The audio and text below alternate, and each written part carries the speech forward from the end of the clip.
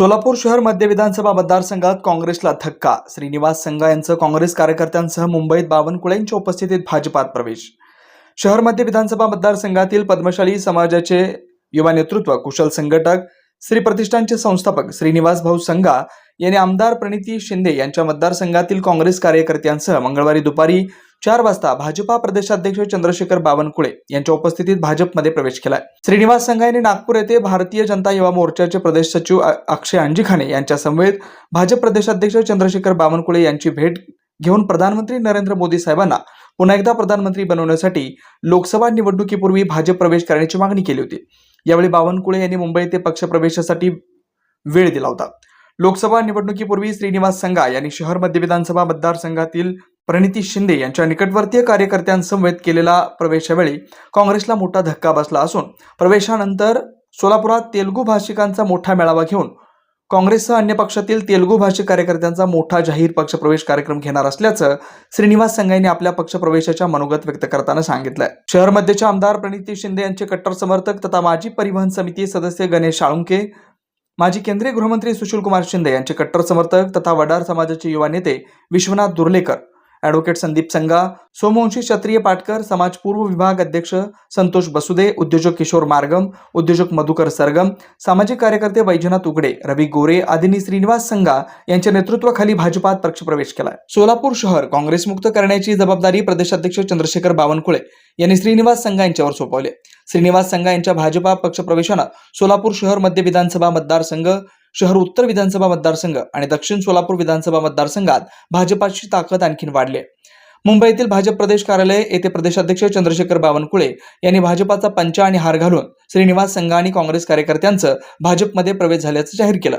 यापुढील काळात पक्ष संघटनेचं मजबूतीकरण व बळकटी करण्यासाठी कार्यकर्त्यांची मोठी फळी उभी करून पक्षाची ताकद वाढवण्याच्या सूचना व शुभेच्छा देखील यावेळी बावनकुळे यांनी दिल्यात. यावेळी पक्षप्रवेश प्रसंगी भाजपा प्रदेश युवा मोर्चाचे सचिव अक्षय अंजिखाने, प्रदेश कामगार मोर्चाचे उपाध्यक्ष नागेश पासकंटी, प्रदेश कार्यकारिणी सदस्य सागर अतनुरे, गजेंद्र कलादगी, विजय आमदाळे, रवी सोपनेकर, समीर पाटील, सूरज धोत्रे, मनोज सावंत व श्रीनिवास संघा यांच्यावर प्रेम करणारे शेकडो कार्यकर्ते उपस्थित होते.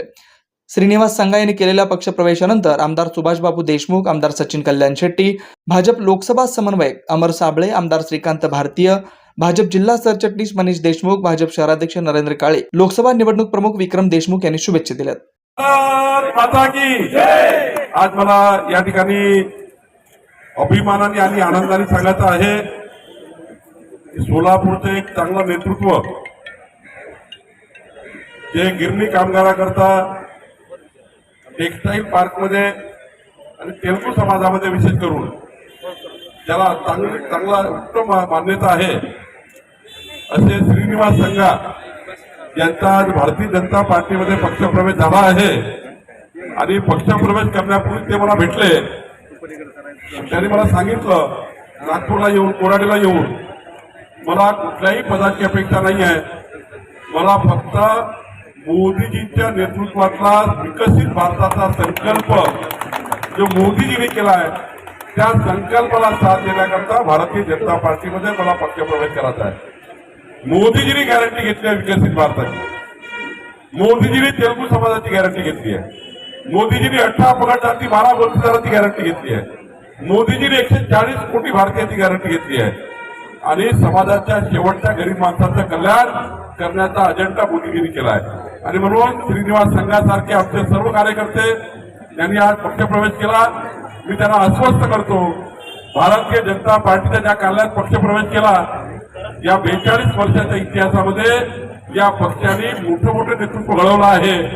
मी तुम्हाला दाव्याने सांगतो की निश्चितपणे आपण मोदीजींच्या नेतृत्वामध्ये, देवेंद्रजींच्या नेतृत्वामध्ये आणि आमचे सोलापूरचे सर्व नेते माननीय सुभाषबाबू देशमुखजी असतील, विजयबाबू देशमुखजी असतील, आमचे सचिन कल्याण शेट्टीजी असतील, आमचे त्या ठिकाणी अध्यक्ष काळेजी असतील, या सर्वांच्या नेतृत्वामध्ये आपण चांगलं काम करावं. मी तुम्हाला एकच सांगतो, समाजाच्या कल्याणाचं कुठलंही काम तुम्ही आणाल, भारतीय जनता पार्टी तुम्हाला कधी खाली हातात जाऊ देणार नाही. समाजाच्या गरीब माणसाकरता आपण काम करायची अपेक्षा व्यक्त करतो. मी तुम्हाला शब्द देतो, तेलुगू समाजाचा एक मोठा मेळावा जेव्हा आपण घ्याल, सर्व समाजाचा एक पक्षप्रवेशाचा कार्यक्रम मला घ्याल, मला माहिती आहे की ताकद चांगली आहे. निश्चितपणे सोलापूरच्या प्रवासामध्ये मी आपल्याकडे येईलही आणि एक कार्यक्रम घेईलही, याची काही आपण काळजी करू नका. आपण या पक्ष कार्यालयातून चांगली ऊर्जा घेऊन जा आणि या ऊर्जेचा वापर समाजाच्या शेवटच्या गरीब माणसाच्या कल्याणाकरता करा. मोदीजींनी 10 वर्षाच्या गरीब माणसाच्या कल्याणाच्या योजना केल्या, त्या समाजाच्या शेवटच्या माणसापर्यंत पोहोचवा, एवढीच विनंती मी आपल्याला करतो. खूप खूप शुभेच्छा, खूप खूप अभिनंदन. ज्यांचा प्रवेश झालेला आहे त्यांना मी विनंती करते की त्यांनी कृपया थोडं व्यासपीठावरून खाली जावं आणि यानंतर वाल्मिकी आज इथे आम्हाला सन्माननीय बावनकुळे साहेबांनी बोलवून भारतीय जनता पार्टीत आम्हाला काम करण्यासाठी संधी दिले, हे आमचं सौभाग्य आहे. आणि अशी नेतृत्व आमच्या सोबत असल्यावर आम्ही सोलापुरातील प्रत्येक नागरिकांचा, टेक्सटाईल पार्क असतील, विडी कामगार असतील, समाजातील प्रत्येक घटकातील अनेक समस्या असतील, असे समस्या आम्ही साहेबांच्या, माननीय देवेंद्रजी फडणवीस साहेब, मोदी साहेब यांच्या नेही सोलापुरातील भारतीय जनता पार्टी ही पोचलं पाहिजे. संघटना कसं मजबूत करता येईल यासाठी मी श्रीनिवास संघा संघटना करता येईल हे पूर्णपणे साहेबांना त्याचं पूर्णपणे साहेबांना पाठपुरावा करून प्रत्यक्षात दाखवील. आणि येत्या लोकसभेच्या अगोदर तेलुगू समाजाचा मेळावा घेणार आहे. सोलापुरात 5.5 लाख संख्या तेलुगू भाषिक आहेत.